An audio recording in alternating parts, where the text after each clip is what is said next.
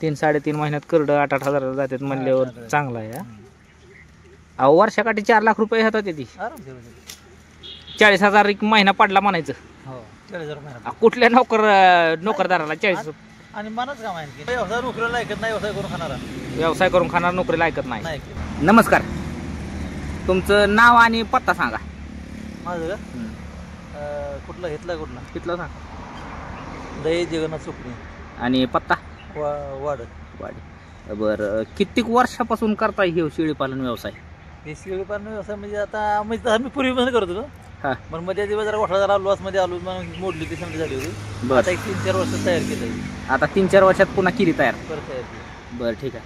आता मला सांगा, नंतर म्हणजे सुरुवात करताना कशा पद्धतीने केली होती? किती घेऊन केली काय? नाही, ही दिसती तेवढी समजा विकत आणली ती लोकांची. ही सगळी विकत आणली ती? किती हजार रुपयाने आणली बरं? ही आणली की काय 16,000 आणली, काय 13,000 15,000-15,500. बरं, मग ते रोख आणली का वायदेव? वायदेव आणली. होय. बरं. मग आणताना कशी आणली होती? काय गाभण होती, पिल्लं होती किंवा काय? पिल्लं होती, काय गाभण होती. काय पिल्लं होती, काय गाभण होती. बरं ठीक. आता मला सांगा की सकाळी घरातून सोडल्यापासून किंवा कशा पद्धतीने दिवसभराचा कार्यक्रम असतो? काय ना सोडल्यापासून जायचं कुठं उमरो गाव, कुठं काय बघायचं, बाबळगाव, काठीगाव काय पाडायचं. हिंडवायचे कुठं साहेबाकडे इड घालायचं. दिवसभर फक्त कुठं झाडपाला गावला तर पाडायचं नाही, आपली मोकळे राहणं दिसते ती हिंडवायची. मोकळ्या वड्या पदार्थ येलतार ही जाळखाना थांबायची. येलतार ही खाते ती. बरं, आता मला सांगा, दिवसभर एवढं चारून नेल्यानंतर घरी काही सेपरेट खुराक द्यावा? नाही खुराक आहे, फक्त पिल्लाला चालतो. पिल्लाला का? इकडे पिल्लाला. बरं, पिल्लाला म्हणजे जी विकायची पिल्ला आहेत त्याला पिल्लांना काय पद्धतीचा असतो खुराक? काय आपल्या चीज पण नाही, काय कोण मका चारते, कोण गहू चारतो, कोण खपरी पेंट चारतो. होय, आवडी त्याच्या आवडीनं किंवा ऐपतीनं बनावं. काय घाल वाटेल ती घालायची. मग मका, कोणी काय खपरी पेंट, कोणी गहू, कोणी काय. ठीक आहे. आता ह्याच्यामध्ये 2-2 पिल्लं देणारे शेळ्या आहेत का या? पण 2-2 पिल्लं समजायचे. 2-2 देतात? बरं, मग आता पिल्लं कित्येक दिवसानंतर इकरी केली जाते बरं? इकरी होती की 3-3.5 महिन्या पुढं. होय, 3.5 महिन्याच्या पुढं सरासरी काय दर येतो बरं पिल्लाला? 3-3.5 महिन्याच्या पुढे जर इकली तर अगदी 8-9, 9-9.5 झाली. संभळलं असं, पण 8च्या खाली जात नाही. 8च्या खाली नाही. चांगली सांभाळायची 8च्या खाली नाही. हा, तुम्ही नाहीच काय केलं तर त्या आधी 5 जाणार. बरं. मग चांगली बाबा ते हा, जसं चालेल तसं दाम आहे त्याला. बरं, आणि आता ही एकूण किती शेरड आहे? शेरडा एकूण 30 आहे ती. आणि बोकुड एक दिसतोय. बोकुड जरा वेगळा दिसतोय किंवा काय? नाही साधा आहे. गावरान मधला. बरं, किती वर्षाचा बोकुड आहे? बोकुड आहे 3-4 वर्षाचा. आतापर्यंत त्याला काय मागणी वगैरे आली का नाही किंवा काय? नाही, आपण दावलाच नाही, काहीच नव्हतं आपल्याला. होय. बर, तरी मला सांगा किंवा या वयाचं किंवा असा बोकुड जर आपल्याला घ्यायला गेलं बाजारात म्हणा किंवा काय, तर सरासरी काय किंमत होईल बरं ह्याची? आता काय 20-25 रुपये झाले. होय. बरं 4-5 वर्ष बोकुड ठेवायचं कारण? 4-5 वर्ष बोकुड ठेवायचं कारण म्हणजे कसं होतं, जोन बोकड असलं म्हणजे करड चांगली पडते. जोनवाट बोकाड असलं म्हणजे करड चांगली पडते ती. बरं, म्हणजे ही सुद्धा एक गोष्ट मित्रांनो आपल्याला समजून घेण्यासारखी. आपण काय म्हणतो की एका वर्षाच्या पुढं बोकड लागू केला पाहिजे, आणि काही जण काय करतात की वर्षभर लावतात, दुसऱ्या वर्षी विकून टाकतात. तसं न करता बोकुड कमीत कमी 3-4 वर्ष सुद्धा आपण ठेवू शकतो, जेणेकरून आपला जो बोकुड आहे त्या बोकडावरती पिल्ल चांगली पडण्यासाठी तो बोकुड जुनवाट झाला पाहिजे. त्याचा फायदा होतो आपल्याला. करड लांबलचक पडते ती. लांबलचक होते. नवाट बोकडाची करड म्हणजे बारीक पडते ती, बारीक कवळी पडते ती. बर, आता मला सांगा, त्यांना वर्षभरात काय आजार पाणी येतं का काय? काय नाही बघा, वर्षभर आजार नाही फेजार नाही. फक्त 6 महिन्यातनं जंतू औषध पाजायचं. बरं, 6 महिन्यातनं लसीकरण करायचं. हां, मग अजून आपल्याला त्याचा आजार नाही फेजार नाही, काय नाही. म्हणजे तुम्ही म्हणताय की 6 महिन्याला वर्षाला वेळच्या वेळेला जंताचं औषध आणि लसीकरण केलं तर कोणताही रोगराई येत नाही. म्हणजे बिनधास्त आपलं राहतं माणूस. बरं, आता शेरड बी चांगली आहे ती तब्येतीने ही. मग मला सांगा, ह्याच्या दुधाची विक्री केली जाते का? नाही, दूध नाही विकत. आम्ही खायला काढत नाही, एकटी कशाला. होय. आमच्या करायलाच पुरत नाही. बर. कारण आपण म्हणतो ना की ह्याचं दूध म्हणजे कसं आयुर्वेदिक मानलं जातं ना. नाही, आयुर्वेदिक दूध चांगलं आहे, मान्य आहे. पण ते आपण आपल्या करडा आपलं जीवन कसं आहे, करडावर आहे. मग ते करडा जर आपलं नुकसान होत असेल तर आपलं दूध विकून काय करायचं? बरोबर. म्हणजे जर करड जर आपण दूध न पाचता इकले दूध आणि करड जर उपाशी मारली तर मग आपला फायदा काय? आपला फायदा काय? म्हणजे पूर्ण करडांनाच पाजलं जातं. पूर्ण करडा. बरं. आता मला सांगा, वर्षभरात हे एकूण तुम्ही म्हणला की 30 शेळ्या आहेत. 30 शेळ्यांमध्ये किती पिल्लं तरी गावते ती? एखाद दुसरं कुठं काय मरजड जाऊन? हे बघा, वर्षाकाठी 30 शेळ्यात आपल्याला 80-90 करोड का. हो. आणि सरासरी तुम्ही म्हणला की 8,000 ती जाते ती. बारीक मोठी जरी तुमच्या पद्धतीनं जसं धरल तसं तरी 30 शेरडाची 80-90 करड वर्षभराच्या काठी किती रुपये होत्यात बरं?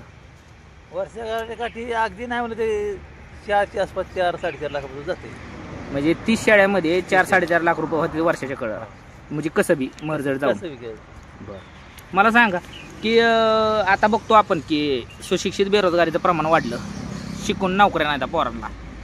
पोरं मोकार फिरायला लागलेली ती किंवा 10-15 हजार वरी पुण्या मुंबई सारख्या ठिकाणी जाऊन काम करते ती. त्यांच्यासाठी तुम्ही काय सांगाल की हा व्यवसाय करण्यासारखा आहे का? ही मन लावून केला तर व्यवसाय चांगला आहे. हां. मुंबई पुण्याला जाऊन जे तुम्ही करताय 10-5 हजारावारी, ते तुमचं मला खर्चालाच पुरत नाही. ते खर्चालाच पुरत नाही. त्यांच्याच खर्चाला पुरत नाही. तिकडे आई बापाला बायका बरोबर द्यायला मध्ये राहायचं. स्वतःच्या खर्चाला पुरतंय का 10-5 हजार? नाही.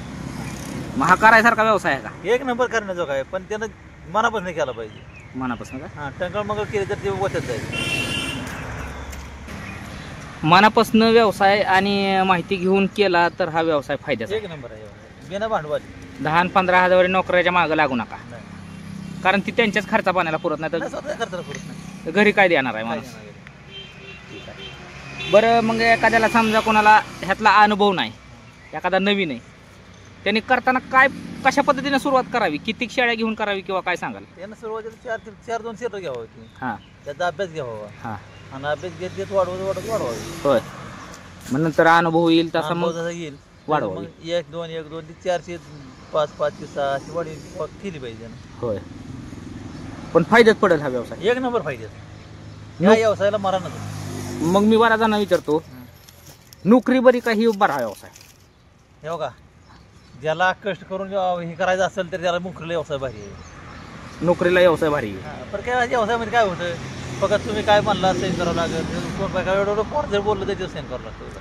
म्हणजे थोडक्यात आपण एकमेकाच्या बांधावरती जातोय किंवा काय हिंडून फिरून चारायचं म्हणलं तर बऱ्याच अडचणी आहेत. अडचणी मी आता हिथं बॉल लावले ते मला तिकडून पडले शिव देऊन दांगावर आला तरी त्याला दादा म्हणून त्याला शांत केला पाहिजे.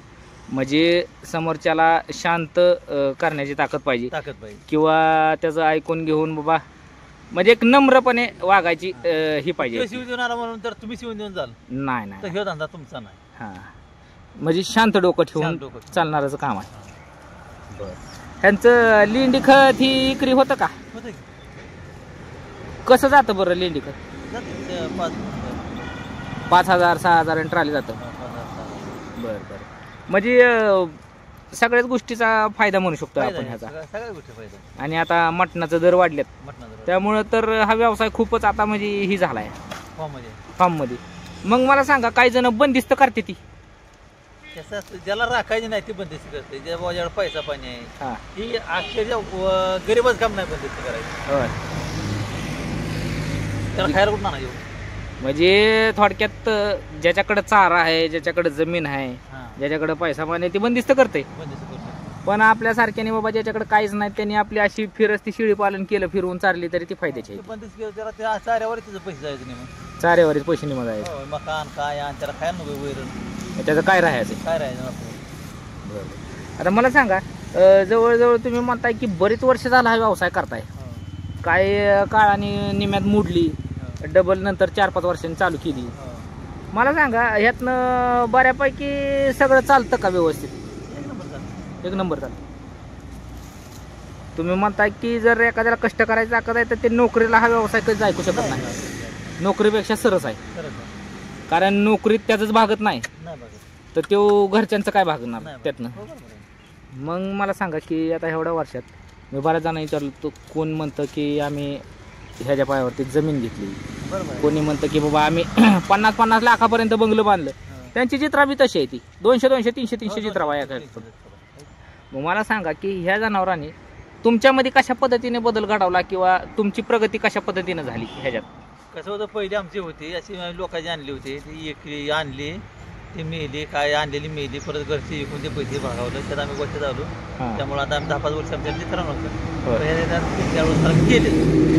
हे आताशी केली ती मला 4-5 वर्षी, म्हणजे मध्ये याची त्याची आणल्यामुळे ते तोट्यात गेलं काय. गोष्ट आलो हा आपल्याला मित्रांना साथ दिली नाही, तेवढी बी होतं नाही साथ दिली, लॉस मध्ये बी होतो, लॉस मध्ये बी होतो. म्हणजे कधी फायदा बी होतो कधी तोटा बी होतो. कधी तोटा बी. जित्राबाच्या ह्याच्यावरती आहे म्हणायचं थोडक्यात, आपल्या नशिबाचा खेळ असतो. नशिबाचा विचार. बरं ठीक आहे. तरी मला सांगा, तरी तुम्हाला काय वाटतं की कशा पद्धतीनं किंवा काय बदल झालाय किंवा ह्याच्या पैशावरती असे काही एखादी वेळ आली बाबा की ती आपली निघून गेली ह्या चित्राबाने काढली लक्ष्मीनं. नाही समजा एकच आणलेली पैसे नील केलेत आता. नील केलेत का? हो. म्हणजे आता हितनं पुढं जी काय आहे ते आपला आपलं फायदा आहे म्हणायचं थोडक्यात. बरं बरं ठीक आहे. आता मला सांगा की अशा शेळ्या जर घ्यायला गेलं तर सरासरी काय किंमत होऊ शकते एका शेळीची बाजारात. आता हे शरीराची किंमत होती रोखीने घेतल्या तरी 17-18 हजार रुपये किंमत होती. मग चांगली 2-2 करडं देते ती. बरं बरं बरं ठीक आहे. म्हणजे नवीन तरुणांना तुम्ही काय सांगाल की बाबा हा व्यवसाय खरंच करण्यासारखा आहे का? करण्यासारखं म्हणजे कसं आहे, त्यांना मन लावून केला तर करावा, हम्म, नाही तर टंगळमंगळ करायचं तर करून दिलं. हम्म. म्हणजे जर करायचं मनापासून करायचं, करायचं असेल तर मनापासून, हा, नाही तर टंगळ मंगळ करून उपयोग नाही म्हणा, ते गोष्टी येणार अजून म्हणजे करायचे म्हणून करून उपयोग नाही, नाही उपयोग नाही, म्हणजे मनापासूनच केलं पाहिजे. मनापासून केलं पाहिजे. बरं बरं बरं ठीक आहे. तर फायदा आहे यात. तर पाहिजे. बरं बरं. नाही तर तुम्ही आज इकडे चालला तिकडे चालला, रोज या गाव कराल हम्म. तर नाही उपयोग होणार. म्हणजे ह्यात लक्ष देऊन ह्यातच त्याने हे केलं पाहिजे. प्रगती ह्यातच वाढवली पाहिजे. हां, पण फायदेशीर व्यवसाय आहे. एक नंबर पाहिजे. नोकरीला तर सरसच आहे म्हणावं लागेल. त्याला मरणच मरण नाही. मरण. तुमचं काय मटण उतरणार आहे का?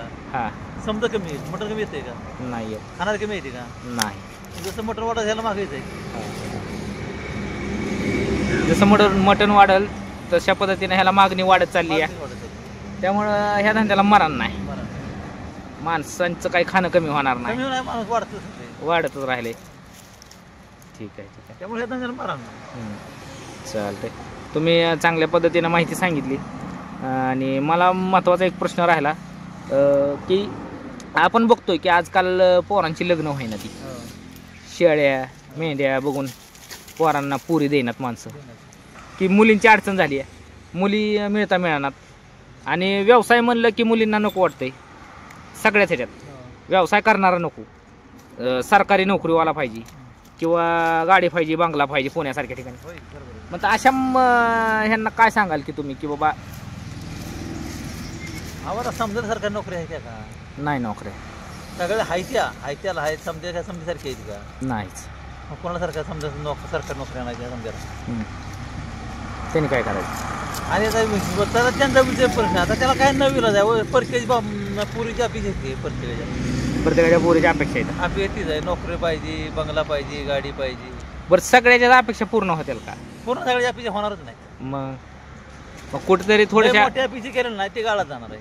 होय, म्हणजे थोड्याशा अपेक्षा आपण बी कमी कराव्या द्या. अपेक्षा कमी करावी त्या, जी काय सत्य परिस्थिती आहे ती बघावी, सत्य परिस्थिती काय ती बघावी आणि अपेक्षा कमी करून त्यांना चांगल्या मार्गात माणसं असतील त्या माणसांना त्या जोडावं. हो, म्हणजे बाबा एखाद्याची कष्ट करून खायची तयारी आहे हां, आणि त्याला जर आपण अपेक्षा कमी करून जर त्याच्यासोबत जर किंवा त्याला मुलगी देण्याचा विचार जर केला तर तो कधी बी फायद्यात तोट्यात जाणार नाही. बरोबर की. आणि एखादा समजा नोकरीवाला आहे पण त्याला म्हणजे बाकीच्या गोष्टीचं काही हीच नाही, उद्या जाऊन ती बी तोट्यात येऊ शकतो. अहो मग नोकरी आहे, पण नोकरी आहे, पण ती उद्या नोकरी आहे पण 10 रुपयात असला, गांजा उडतला, 2 काय करत असला तर तो काय तुमचा फायद्याचा आहे? काय फायद्याचा आहे? मग त्याविषयी तुम्ही गरीब बघा ना, गरीब बघा, पण लाईन बघा. वाईट मार्गाचा माणूस असले मला लागू नका, चांगल्या मार्गाचा संबंध जोडा तुम्ही. हां, म्हणजे बरं तो बाबा कष्ट करून खात असेल आणि आता व्यवसाय करून खाणारे नोकरीवाल्यांपेक्षा जास्त आहेत. व्यवसाय नोकरीला ऐकत नाही, व्यवसाय करून खाणारा व्यवसाय करून खाणार नोकरीला ऐकत नाही. 3-3.5 महिन्यात करडं 8-8 हजार जातात म्हणल्यावर चांगला आहे. अहो वर्षाकाठी 4 लाख रुपये हातात येते. आराम 40,000 एक महिना पडला म्हणायचं. हो 40,000 महिना. कुठल्या नोकरदाराला 40 आणि मनाचं काम आहे आणखी. मनाचं काम. अरे 2 तास बसले कोण म्हणणार उठ. मनाला वाटलं सोडली, हो 5-6 वाजता हिंडावली, नेऊन बांधली, ताण नाही. काय नाही काय. आता मी आलतो, तुम्ही जेवण करत होता, हो. 1-2 तास बसली ती आता इथे निवांत. बसते. कोणाचं आहे का माग ए बाबा उठ, ही कर ती कर, काहीच नाही. रोजगार लोक रोजा नसतं म्हणलं तर कुठे काही दिवस जाऊ टाइम झाला उठ. उठा बघा कामाचं म्हणजे. काम बघा. आता आपल्या म्हणजे आपलं मनाचं काम. मनाचं काम आहे. आपला स्वतःचा मालक, हो मालकच आपण त्याचा आहे. नोकर नाही. मालकच आहे. म्हणजे थोडक्यात तुम्हाला हेच सांगायचं आहे की कष्ट करून खाणारी जर मुलं असतील तर त्यांना मुली देण्यात कसलीच वेगळी बाब मानू नये, अडचण नाही. त्या मुलीचं चांगलंच होणार. चांगलं म्हणा. आणि नोकरीच्या मागं न लागता एखाद्याला कष्ट करायची ताकद आहे तर त्यांनी हा व्यवसाय केला तर कधीच अखेर कमी येणार नाही. कमीच येणार नाही, कमी येणार. फायद्यातच तो, त्याला तोटा होणारच नाही. नाही बाबा. चालतं, ठीक आहे. चांगल्या पद्धतीने माहिती दिली त्याबद्दल धन्यवाद. आणि मित्रांनो, अशाच व्हिडिओ पाहण्यासाठी आपल्या चॅनलला सबस्क्राईब करा आणि शेळी पालन करणाऱ्या आपल्या मित्रांपर्यंत हा व्हिडिओ जास्तीत जास्त शेअर करा, जेणेकरून दादांच्या माहितीचा आपल्या बाकीच्या मित्रांना फायदा होईल, त्यांच्या अनुभवातनं काहीतरी वेगळं शिकायला भेटेल. आणि नव्या तरुणांसाठी एवढंच सांगेन की नोकरीच्या मागं न लागता कोणताही व्यवसाय करा, शेळीपालन करा किंवा कोणताही व्यवसाय करा. आणि चॅनलला सबस्क्राईब करा, व्हिडिओला लाईक करा, जास्तीत जास्त शेअर करा. भेटूया अशाच एका व्हिडिओसोबत. तोपर्यंत धन्यवाद.